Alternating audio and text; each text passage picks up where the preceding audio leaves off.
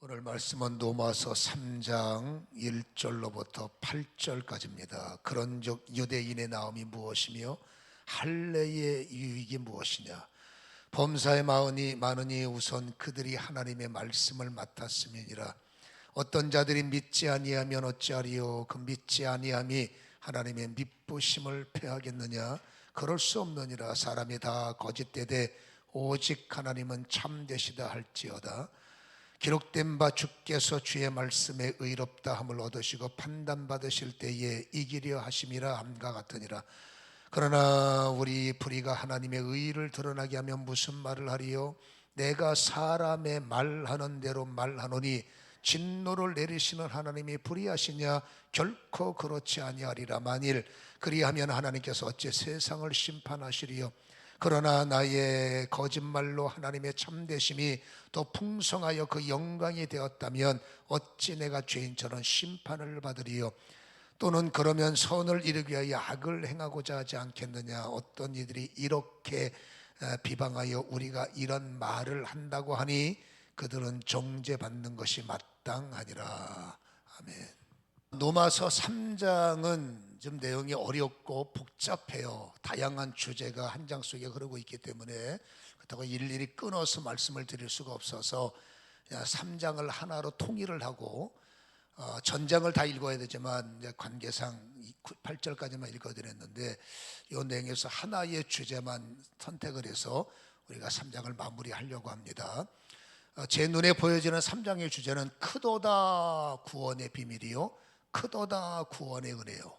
이 말씀의 주제로 우리가 좀 내용을 나누려고 하는데, 우리를 향한 하나님의 깊은 사랑을 하나님은 말씀하시고자 원하시고, 사랑하기 때문에 나를 포기할 수 없어서 어떻게 하든지 말씀의 폭탄으로, 사랑의 폭탄으로 계속 우리를 폭격하시는 겁니다. 어디에 있든지 사랑의 폭탄, 뭘 할 때마다 말씀의 폭탄, 때를 따라 은혜의 폭탄도 부으셔서 살아계신 하나님을 느끼고 깨닫기를 원하는 하나님의 말씀 내용을 우리는 알게 되는데, 하나님 눈에 비춰진 유대인들, 하나님 눈에 비춰진 세상 사람들, 각자 할 말이 많죠. 난 착하게 살았습니다. 특별히 유대인들의 자부심이 뭡니까? 우리는 선민 아닙니까? 우리는 선하게 살았습니다. 최선을 다해서 율법을 지키면서 애를 썼습니다. 그래서 그들의 우월감은 우리는 선민입니다, 우리는 의인입니다, 그렇게 주장을 하지요.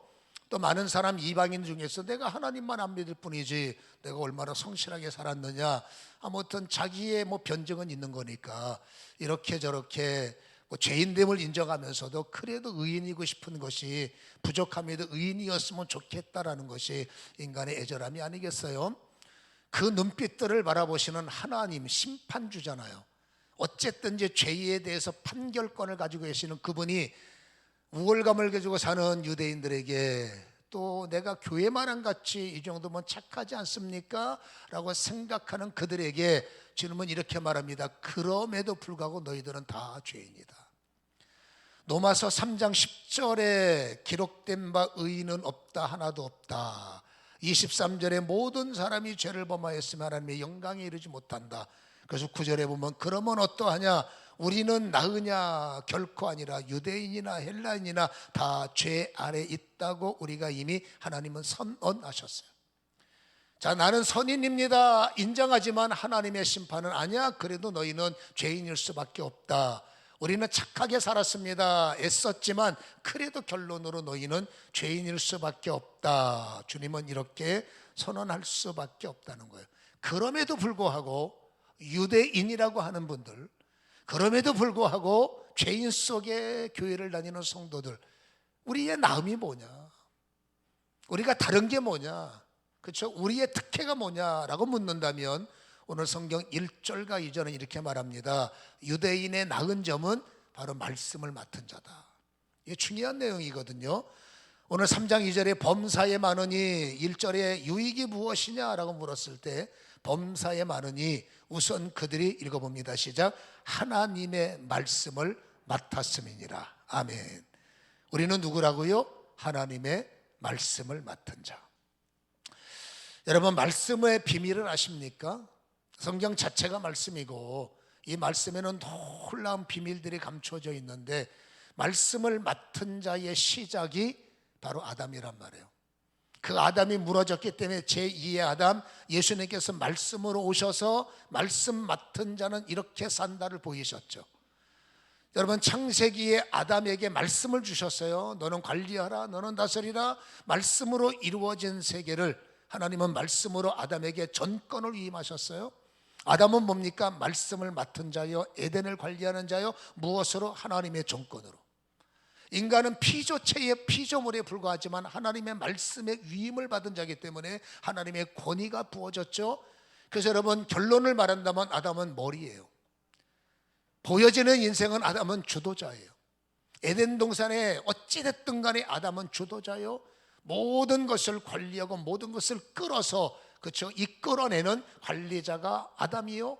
그 관리자를 말씀 맡은 자요, 그 말씀 맡은 자는 원칙을 따지면 사단을 밀어낼 수 있고, 그렇죠, 행복권을 누릴 수 있고 하나님의 모든 것을 마음껏 접목할 수 있는, 이게 바로 말씀 맡은 자의 신비며 말씀 맡은 자의 비밀이다.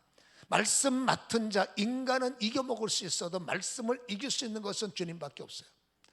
여러분, 말씀을 누가 대항합니까? 말씀을 누가 외면할 수 있습니까? 하나님이 말씀이기 때문에, 주님이 말씀이기 때문에 주님 외에는 말씀을 대항할 수 없다는 것을 비밀로 따진다면 어떤 인간이 말씀 맡은 자를 대적할 수 있을까? 사망이 말씀 맡은 자를 이길 수 있을까? 원칙을 따지면 아니죠. 여러분, 사단이 말씀 맡은 자를 이길 수 있을까? 원리를 따지면 안 되는 겁니다. 여러분, 인간은 이길 수 있어도 말씀은 사단이 이길 수가 없고, 여러분, 사망이 인간은 강타할 수 있지만 여러분, 사망은 말씀 앞에 내려질 수밖에 없기 때문에, 다시 말합니다, 그림의 완성을 보면 말씀 맡은 인간은 사단이 이겨서는 안 되고, 말씀 맡은 인간은 사망이 이길 수 없고, 말씀 맡은 인간은 세상이 정복할 수가 없는 것, 하나님의 그림이라는 거예요. 유대인의 나음이 뭐냐? 죄인임에도 불구하고 말씀을 맡은 사람이고, 교회에 다니는 사람이 나음이 무엇이냐? 죄인이지만 우리는 말씀 맡은 것을 깨닫는다면, 하나님의 원리 안에 들어가면 세상은 성도를 이기면 안 돼. 여러분, 마귀는 교회를 이길 수 없어요. 원칙을 따지면 그렇다는 얘기입니다. 이런 것을 하나님께서 원하시는 것은 세상이 이기지 못하는 성도, 세상이 여러분 오히려 세상을 끌어주고 세상에 영향력을 미치는, 이게 여러분 잘 납득이 안 가지만 적어도 하나님이 원하시는 믿음의 그림은 이토록 위대하다는 것을 우리에게 알 수가 있다, 그 말입니다. 근데 문제는 뭐냐면 이게 왜 실감이 안 날까? 성도로서, 교회로서, 교회 다니는 사람으로서 왜 이 말씀이 참 좋은 말씀인데 이게 왜 실감이 안 될까? 놀랍게도 안타깝게도 말씀을 맡은 자가 말씀을 맡았는데 그 말씀을 실행할 수 있는 프로세스는 약한 거예요. 이론으로는 하나님이, 삼위의 하나님이 구원이 어쩌고 저쩌고 저쩌고 이론은 빠삭한데, 그 빠삭한 말씀을 실행하고 내게 주신 말씀이 능력이 되도록 내 몸을 치고 순종하는 일에 우리는 여러분 생각이 많은 겁니다. 이 말씀은 아닌 것 같고, 이 말씀은 들어서 손해볼 게 없네. 아멘. 쓰면은 뱉어야지, 달면 삼켜야지. 말씀 맡은 자가 쓰든지 달든지 삼키면, 순종하면, 여러분 제가 전자에 드린 말씀이 나타나는데 왜 말씀으로 에게 액세서리에 불과할까? 그냥 여러분 아는 지식으로 끝날까?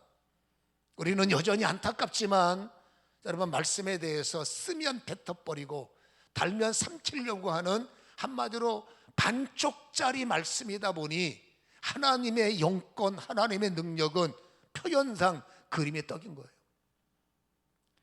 여러분, 이 그림의 떡이 어떻게 하면 실제가 되느냐? 달아도 삼키고 써도 삼키고, 하나님이 말씀 맡은 자의 사명을 주셨으면 힘들지만 말씀 맡은 자의 의무를 감당하면 하나님은 말씀 맡은 자에게 권리를 부어주시는 거예요. 우리는 의무는 감당할 생각은 별로 없지요. 그리고 권리만 나열하고 권리만 주장하고 권리만 붙잡고 기도하는 겁니다. 권리를 주세요, 주님이 말하죠. 의무는 그걸 잘 깨닫지 못하는 거예요. 그래서 권리가 약한 것이 아니라 의무가 약하기 때문에 권리의 열매는 부스러기일 수밖에 없는 것이 오늘날 우리의 현 추석이다 보니 말씀 맡은 자가 이렇습니다 라고 소개를 하면 그게 뭐 나하고 상관없는 말인 것 같은데, 안타까운 실정. 유대인들은 말씀을 맡은 자이나 여러분 말씀과 무관한 삶을 살다 보니 여러분 유대인들의 삶을 폭로하지 않습니까? 외식하는 자요. 유대인들의 삶을 폭로하지 않습니까? 비난만 일컫는 자요. 하나님을 찬송하는 입을 갖고 왜 세상을 비난하느냐, 왜 사람을 비난하느냐. 여러분 우리는 몇 주 전에 이런 말씀을 나눴죠. 마태복음 23장에 하나님께서 가장 싫어하는 모습, 화 있을진저 외식하는 자들아, 7번을 강조합니다. 화 있을진저 외식하는 자들아. 그 중에서 우리에게 치명적인 말씀이 25절에 보면, 마태복음 그냥 읽을 테니까 듣기만 하세요. 23장 25절에 화 있을진저 외식하는 서기관들과 바리새인들아, 잔과 대접의 겉은 아름다워요. 예배하는 우리의 모습 얼마나 아름답습니까? 잔과 겉은 깨끗하나 우리 속은 탐욕과 방탕으로 가득하다. 치명적인 말씀이죠. 눈먼 바리새인들이여, 너는 먼저 안을 깨끗하게 하라. 그리하면 겉도 깨끗해지리라. 열심히 샤워하고 열심히 척하면 뭐합니까? 속은 여전히 죄인이란 말이죠. 화 있을진저 외식하는 서기관들과 바리새인들이여, 회칠한 무덤 같으니 겉으로는 아름답게 보이나 그 안에는 죽은 사람의 뼈와 모든 더러운 것이 가득하도다. 이와 같이 너희도 겉사람으로는 옳게 보이되 안으로는 외식과 불법이 가득하도다. 33절에 뱀들아 독사의 자식들아, 너희가 어떻게 지옥의 판결을 피하겠느냐.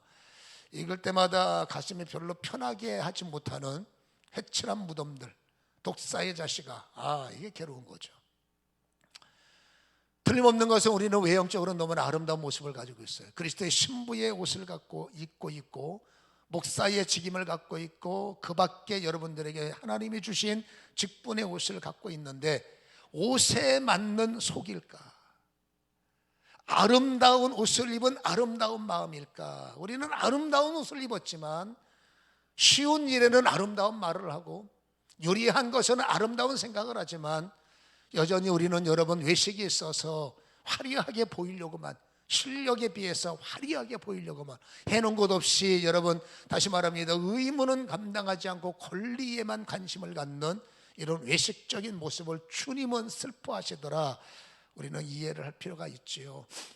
하나님을 찬양하는 여러분 사단의 주특기가 뭡니까? 비난하는 거예요. 하나님의 나라를 비난하고 하나님의 역사를 비난하고, 사람이 어떻게 여러분 선만 있습니까? 연약한 모습. 하나님은 어떻게 하든지 우리의 선만 보려고 애를 쓰시는데, 여러분 사단은 어떻게 하든지 잘하는 건 다 때려치고 여러분 그 마음이 안 드는 것만 끄집어내서 이러쿵저러쿵 여러분 이게 비난이죠. 이방인들의 입장에서 보세요. 여러분 성도의 입장에서 보지 말고 이방인들의 입장에서 유대인들을 보면 밉상인 거예요. 여러분 유대인들 그렇다 칩시다. 이방인들은 개종을 했어요. 그 성전을 말합니다.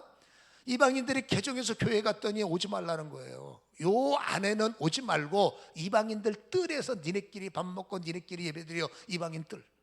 그리고 자기들은 문 열고 들어가서 번제단을 통과하고, 자기들은 여러분 이방인 뜰이 아니라 저 유대인의 뜰에 들어가서 우리는 구별됐고 우리는 아름답고, 그리고 하나님을 찬양했던 거룩한 입을 갖고 나서 성전뜰에 있는 저 인간들, 은혜로 저러고 있지만 저 인간들은 못 대먹고 저 인간들은 어쩌고 이방인들이 볼 때는 이 똑같은 예배자인데, 이 성전 안에서만 말하는 겁니다.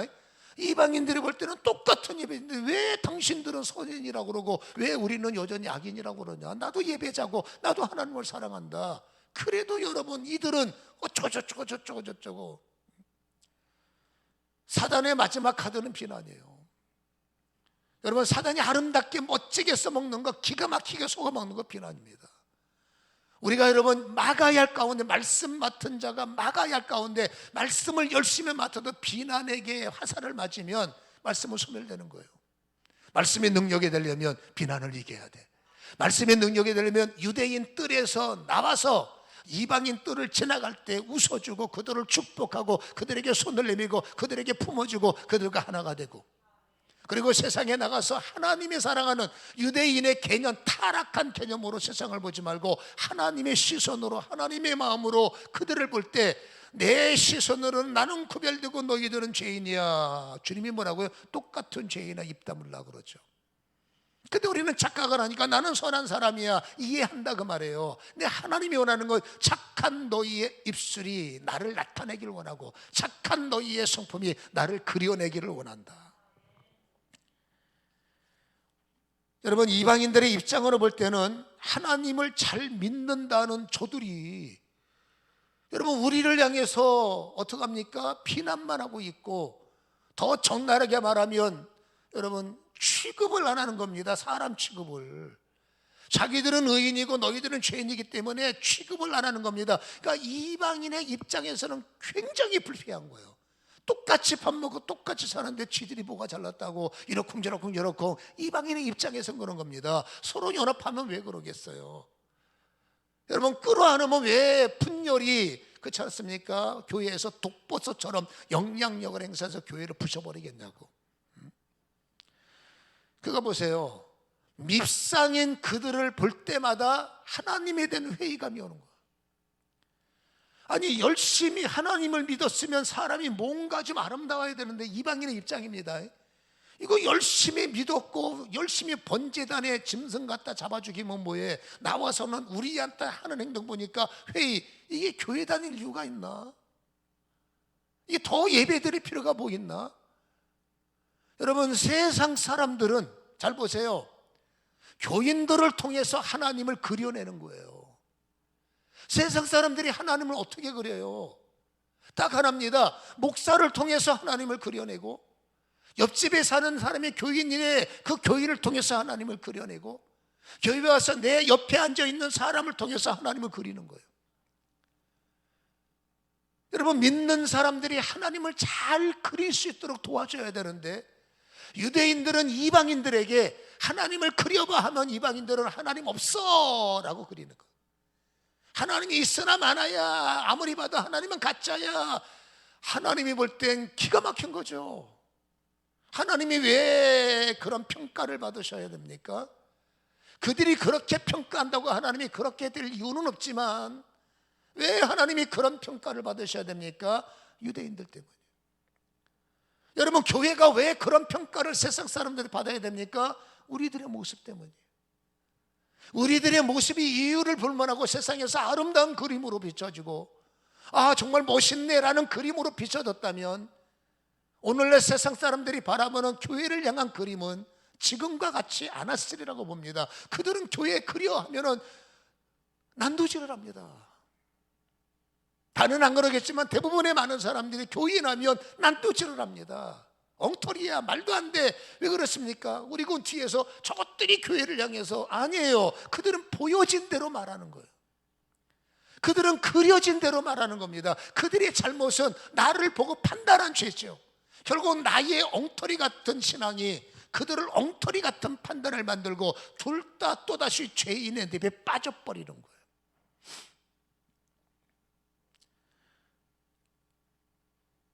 하나님의 영광은 결국 믿는 자들의 품행에 달렸네. 여러분, 세상 사람들은 성도를 통해서 하나님을 그려내기 때문에 우리는 인지해야 됩니다. 아, 나의 행동과 나의 언어가 하나님을 그리게 하는 그림이구나. 그냥 어설프게 생각 없이 살아가는 것이 아니라 우리는 그래도 마음속으로는 하나님의 영광, 하나님의 영광. 저는 간간히 식당 가다 보면 밥을 먹어야 되니까, 또 뭐 집회를 가다 보면 식사를 얻어 먹으니까 여러분 사람들 같이 앉아서 밥을 먹잖아요. 근데 간간히 교회 얘기를 해요. 근데 왜 내 옆에 앉은 사람들은 교회에 대해서 다 부정적인 얘기를 할까? 우리 목사님이 원더풀, 비디풀, 칼라풀, 쌍꺼풀, 우리 교회가 원더풀, 칼라풀, 비디풀, 쌍꺼풀, 이런 말은 거의 못 들어봤어. 교회가, 목사가, 장로가, 내가 목사거든. 목사를 옆에 두고 목사가, 어우. 여러분, 저는 그걸 소화할 수 있어요. 저분이 상처를 받아서 그렇구나. 근데 그 옆에 테이블은 머릿속에 그렇지, 교인들이 그 모양이지. 이 사람은 여러분 교회에 다니는 사람이에요. 우리 교회 목사가, 우리 교회 장로가. 왜? 사람은 여러분 불만할 수 있어요. 불평할 수 있어요. 그러면 화장실 가서 니네끼리 하세요. 아니면 저 산에 가서 아무도 없는 데 가서 니네끼리 하세요. 복음을 말하는 입술의 나팔이 왜 옆 사람이 듣는데 교회를 난도질해서 그들의 머릿속에 그림이, 교회는 그렇지, 내가 들었던 소문대로 저 교인이 하는 말 들어보니 교회는 그렇지, 하나님이 그렇지. 그런 사람에게 누군가가 예수 믿으세요. 당신의 잘 믿어 인간아. 나의 말 한마디가 하나님을 그리게 하는 거예요. 나의 행동 하나가 하나님의 그림을 완성시키는 겁니다. 예수 믿으세요 말 의미가 없어요. 자녀들이 하나님과 연합하는 일에 어려움을 겪고 세상에 나가보면 세상의 괴리감 때문에, 철학 때문에, 학식 때문에 교회에 대한 그림하고 어우러지지 못해서 청년들이 교회를 떠나고 있는 실정이에요. 여러분, 저는 여러 가지 원인이 있지만 그 중에 하나가 과연 부모들이 어떤 그림을 가정에서 보일까 싶은 거예요. 가장 많은 영향을 미치고 있는 사람들도 있지만 그 다음으로 영향을 미치는 게 부모의 언어요, 부모의 모습이요, 부모의 가정의 식탁일진데, 그 식탁에서 커피를 마시면서, 그 식탁에서 다가를 하면서 과연 부모로서 자녀들에게 어떤 하나님의 그림을 심어주고 있을까 궁금하지 않습니까? 여러분, 대부분 방황하는 아기들의, 다는 아닙니다만은, 예외는 있습니다만은, 부모들의 입술은 결코 부정적인, 결코 아름다운 입술이라고 저는 생각하지 않아요.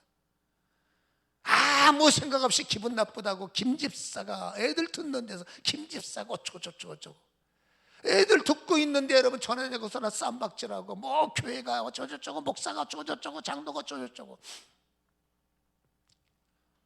여러분, 제가 목사 얘기를 많이 끄집어내는 것은 목사가 이상하다는 게 아니라 제가 목사이기 때문에 여러분 저 먼저 때리는 거예요.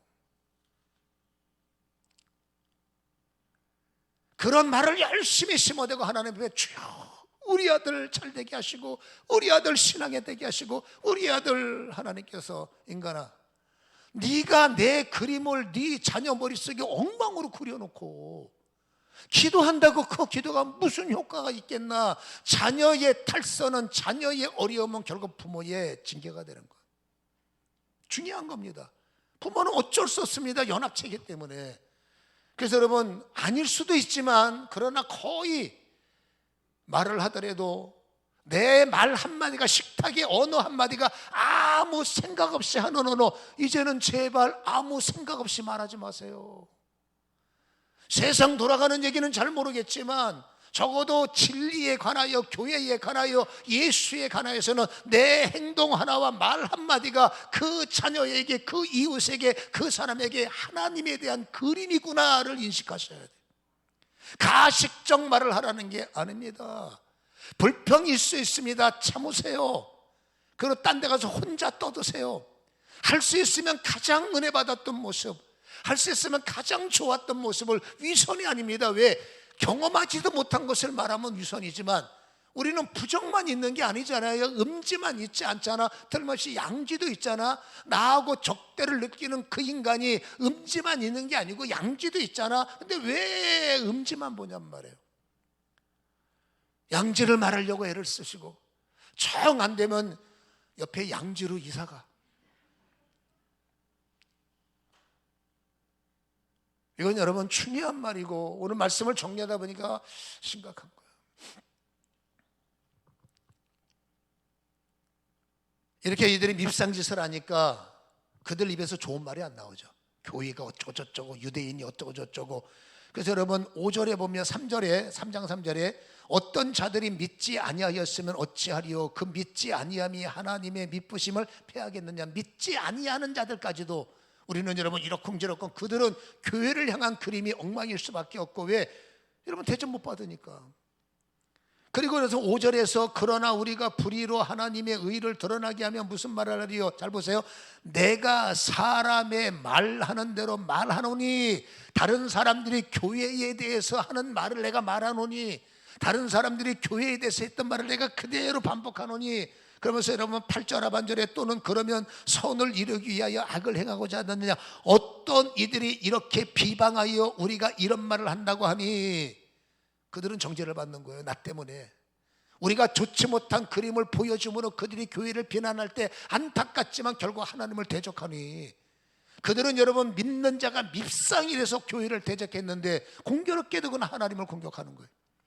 믿는 자가 마음에 안 들어서 공격을 했더니 공교롭게도 그가 믿는 하나님을 대적하는 거죠. 이게 악순환의 반복이구나라는 것을 우리는 깨달아야 된다 그 말입니다. 그래서 여러분 홀로 부정적일 수 있지만 참으시고 혼자 푸시고 할 수 있으면 그림이니까 여러분 가정에서 아름다운 그림을 그리시고, 나를 만나는 곳에서 가식이 아니라 할 수 있으면 아름다운 것들을 끄집어내셔서 경험을 했다면, 그렇잖아요. 그렇게 보일 때 그나마 조금이라도 잘못 입력돼 저 사람 보니까 내가 그림을 지워야 되겠다, 이게 아니네, 그려서 좀 온전한 그림으로 그려져 나가지 않을까 싶은 거죠.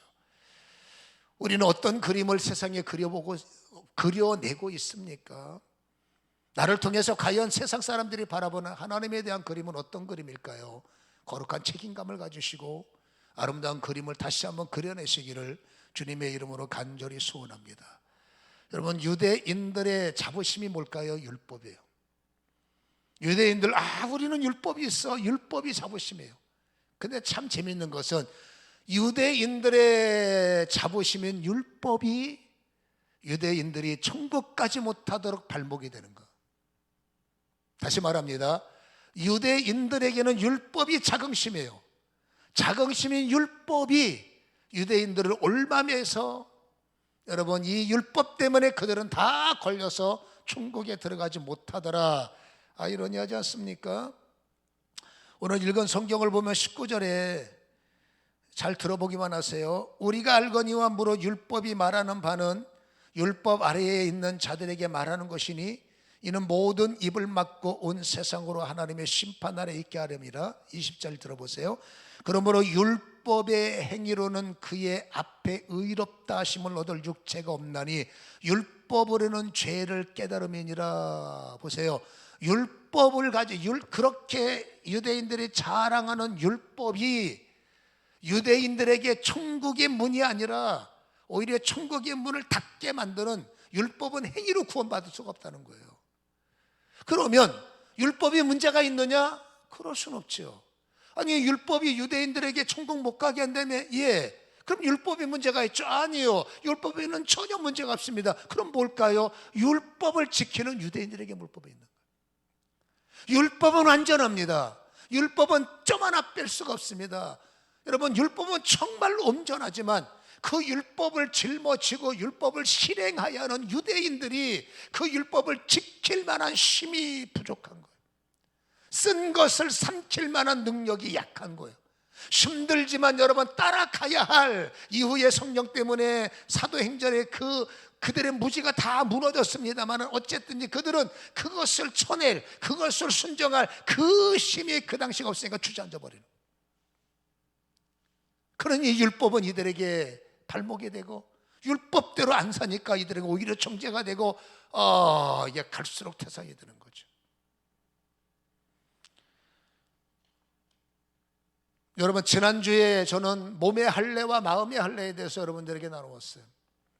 창세기에 하나님은 아브라함에게 말씀하시죠. 몸의 할례를 받으라. 내 거다. 표피를 내고 피를 빼라. 피를 흘려라. 내가 죄사함을 주리라. 그래서 몸의 할례를 다 받으며 출발한 그들이 신명기에 가서, 출애굽기에 가서 하나님은 야 몸의 제사 갖고는 안 되네, 마음의 제사까지 해라. 몸의 할례 갖고 안 되네, 마음의 할례를 받아라. 왠지 아십니까? 여러분 몸의 할례를 받아서 율법을 받았으면 율법 때문에 점점 강한 자가 되어야 되는데 이건 어떻게 율법 때문에 더 다운되는 거예요. 왠지 아십니까? 마음이 계속 타락하는 거예요. 이 광야를 걸으면서 저 동네 사는 사람들의 삶의 모습 보니까 열받고, 저 사람들을 우리 가족과 비교하니까 혈압이 받고, 살아가면서 율법으로 나의 부족함을 밀어내는 것이 아니라 오히려 율법대로 바라보는 것이 아니라 삶의 방식대로 판단하다 보니, 아, 우리 자녀가 못해, 내 남편이 못해, 내 사는 것이 못해, 살면서 하나님과 더 친밀해지는 것이 아니라 인간은 더 세상과 친밀해지다 보니 여러분, 율법과 점점 멀어지고 각을 세우는 거예요. 하나님은 결론을 내려야 됩니다. 이게 율법 갖고는 얘들이 구원받기 어렵겠구나. 율법이 잘못된 게 아니라 율법을 다 지키려면 율법을 일일이 패스하다 보면 다 걸려 넘어지겠구나. 그래서 하나님은 여러분 이것을 통합할 수밖에 없고, 오늘 성경의 21절에, 로마서 3장 21절에 이제는 율법 외에 하나님의 한 의가 나타났으니 율법과 선지자들에게 증거를 받은 것이다.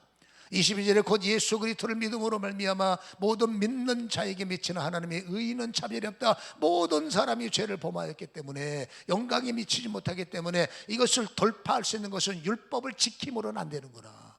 하나는 지키고 하나는 안 되고, 둘은 지키고 셋은 넘어지니 율법 지킴으로 구원하는 되겠구나. 통합을 해서 뭐예요? 율법과 온전함의 완성. 여러분, 예수 그리스도께서 이 땅에 오시는 것, 그래서 24절에 그리스도 예수 안에 있는 속량, 속량은 십자가의 죽음이죠. 속량으로 말미암아 하나님의 은혜로 값없이 의롭다 하심을 얻은 자. 하나님은 방식을 바꿨어요.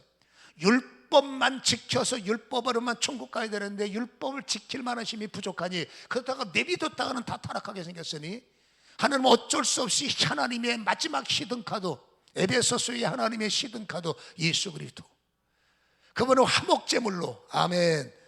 여러분, 25절에 이 예수를 하나님이 그의 피로써 믿음으로 말미암아 화목제물로 세우셨으니 이는 하나님께서 길이 참으시는 중에 전에 지은 죄를 간과하심으로, 그냥 넘어갈 수 없잖아, 해결해야지, 간과하심으로 자기의 의로우심을 나타나게 하려 하심이라.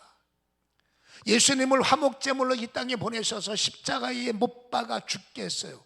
우리는 십자가의 사건을 바라볼 때 우리에게 어떤 현상이 일어나느냐, 이건 하나님의 법입니다. 성경의 27절, 그런즉 자랑할 데가 어디 있느냐, 있을 수 없다. 무슨 법이냐, 행위로냐, no, 오직 믿음의 법령 때문이다.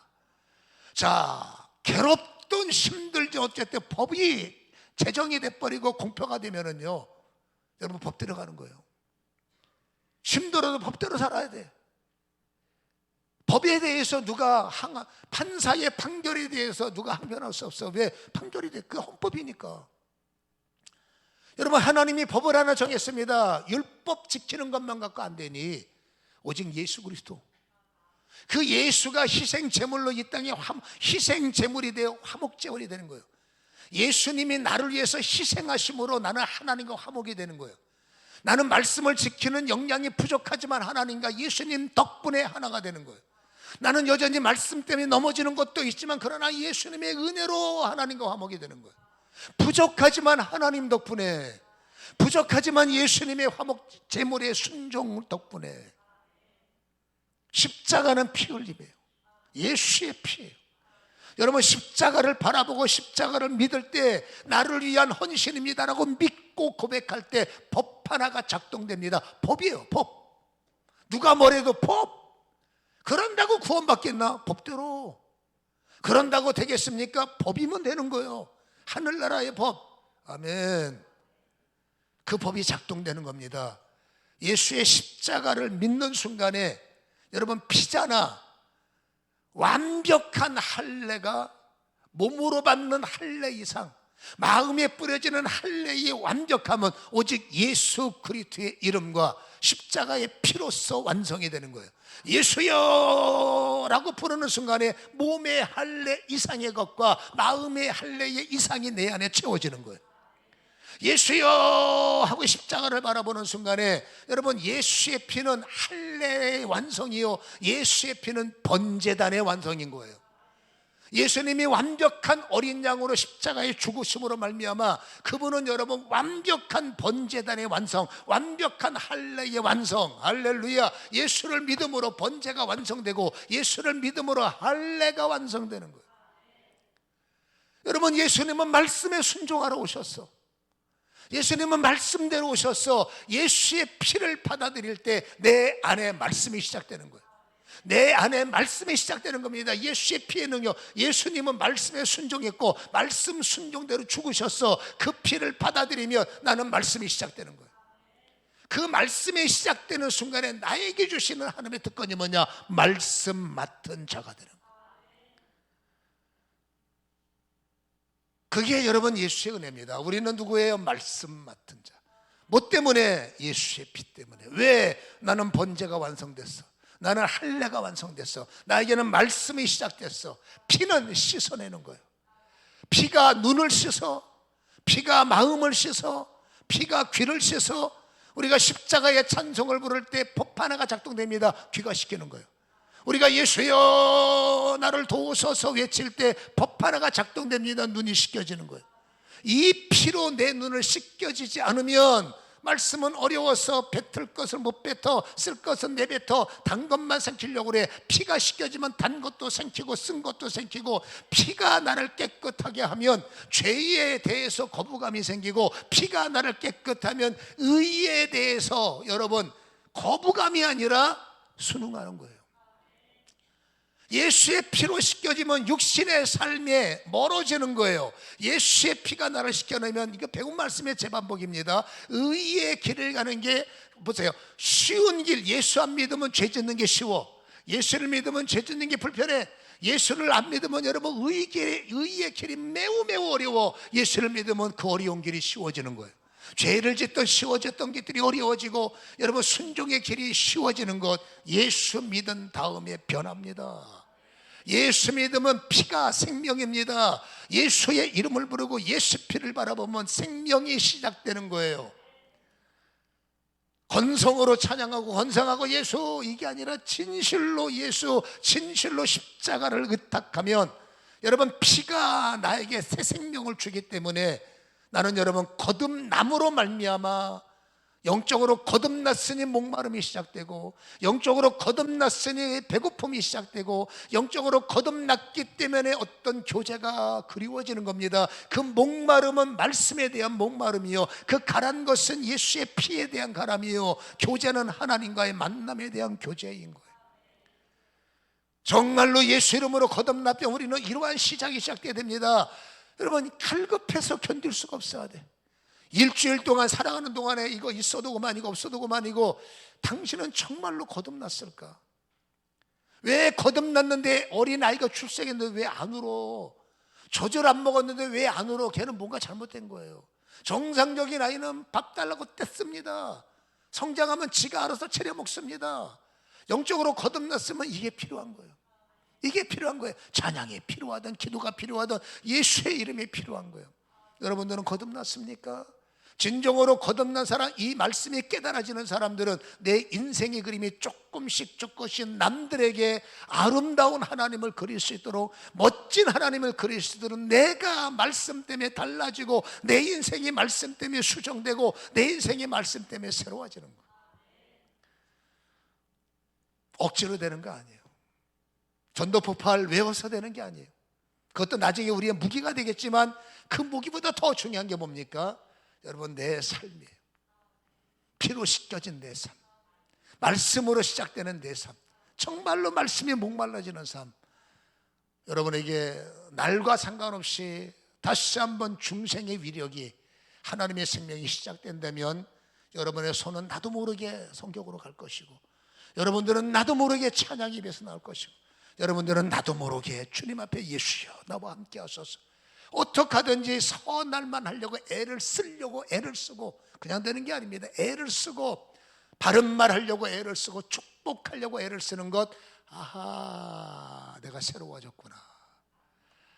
종교인이 아닌 성도의 모습이 되고, 종교인이 아닌 그리스도의 능력이 되어서 여러분들 세상에서 아름다운 예수의 그림과 멋진 하나님의 교회의 그림을 세상 사람들에게 그려내게 하는 이런 은혜가 시작되기를 주님의 이름으로 간절히 축원합니다.